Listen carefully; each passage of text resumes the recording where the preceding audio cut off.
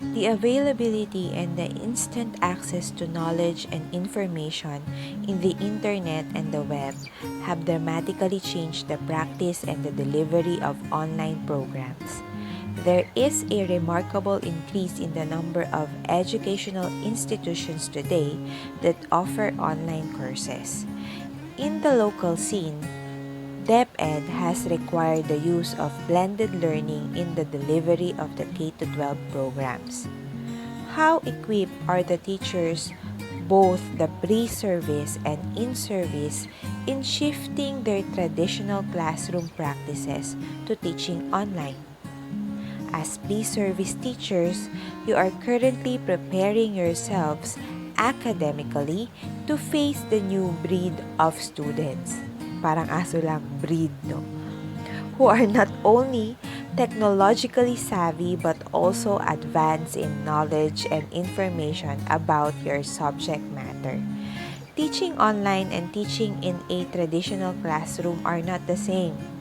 They may share similarities and differences, but teaching online requires sound pedagogical and technological knowledge and skills. In our previous lesson, we have learned about web-based instruction, models of blended learning, and the importance of online interaction. This lesson discusses the pedagogical principles and practices in online teaching. It introduces the community of inquiry model and the familiarity of the different tools and resources of learning management system. To succeed in teaching online, one needs to first and foremost understand the nature and characteristics of the learning environment. In the case of online teaching, the playing field or the environment where you will teach is virtual, which means there is physical and geographic separation of the teacher from the students. As you have learned from your previous lessons, communication and interaction play a vital role in online teaching and learning. I will give you a learning activity where you need to list the differences of online teaching and classroom-based teaching. Also, I will ask you to list their similarities, but undeniably, there will be some outstanding features of online environment which offer ease and convenience for both the teacher and the students, but may not be feasible in a traditional classroom setting. Teaching in this context offers ease in shifting the time and place of online interaction. Online content may be presented in various formats, in video, text, and in multimedia. There is provision for extended access to these online web-based materials. The capacity of the net to access huge volumes of content in practically all subjects and the net's enabling feature to support human and machine interaction both in synchronous and asynchronous modalities. To understand the context of teaching and learning in an online environment, Garrison, Anderson, and Archer developed the community of learning model, or the community of inquiry model. According to this model, genuine learning can only be achieved if there are sufficient levels of presences. The author cited 3 presences, namely cognitive, social, and teaching presence. What is community of inquiry model? It is simply defined as the community of inquiry model, a group of individuals who collaboratively engage in purposeful, critical discourse and reflection to construct personal meaning and confirm mutual understanding. It is an educational community of inquiry. The present says cognitive social teaching are the independent elements or components that should be sufficiently high to achieve meaningful online learning.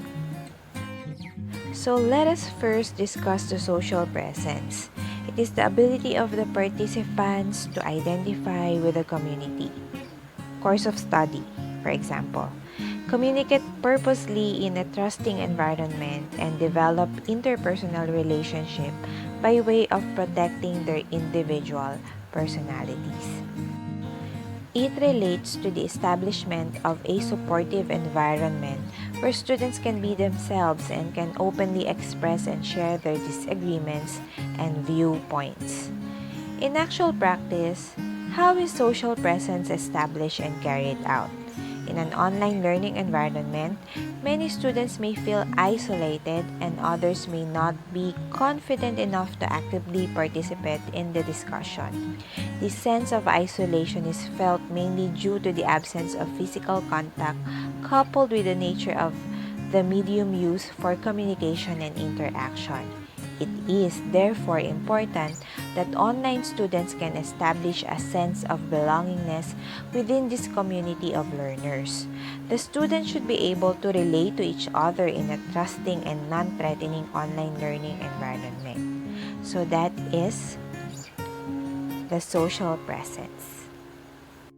Let us move on to cognitive presence. It is the extent to which learners are able to construct and confer meaning through sustained reflection and discourse. The term cognitive is not new to you. I'm sure you read this word several times. Cognitive refers to mental activity, reasoning, and thinking, how continuous thinking, reflecting, and discourse result to construction of knowledge and shared meaning. The last one is teaching presence. It is the design, facilitation, and direction of cognitive and social processes for the purpose of realizing personally meaningful and educationally worthwhile learning outcomes. In the previous lesson, you learned the importance of the role of online teacher in prompting, promoting, and sustaining interaction. In the same vein, we now talk about teaching presence as another component in building the so-called community of learners in the virtual environment. Teaching presence includes teaching tasks in designing, organizing, and facilitating learning experiences that should take place first before the establishment of the learning community. There are three important roles of teachers in creating teaching presence. First, design and organization of the learning experiences. Second, devising and implementing activities to encourage discourse and interaction between and among students, between the teacher and the student, and between individual students and group of students and content resources. The third one is engaging in a variety of direct instruction in adding subject matter expertise. As millennial and digital learners, you have mastered various computer applications and other mobile apps at the tip of your finger. Baka nga mas magaling pa kayo sa aming mga teachers nyo. You also learn from our previous lessons or your lessons from educational technology about system and software applications. With what you have initially learned about web-based instruction and online teaching, this time you will probably ask yourself, how will I deliver my online lesson? What particular tools and resources will I use to translate what I have learned about online course delivery? Is there a particular software that will help me deliver my online class or lesson? You must have heard about Learning Management System or LMS. What is Learning Management System? As course management software used to deliver educational and training programs online, just like other software applications such as Word program, you used to write documents, PowerPoint for designing and developing lecture presentations. Learning Management System is a software program that helps you create, manage, and deliver online educational programs. It is simply understood as online course organizer.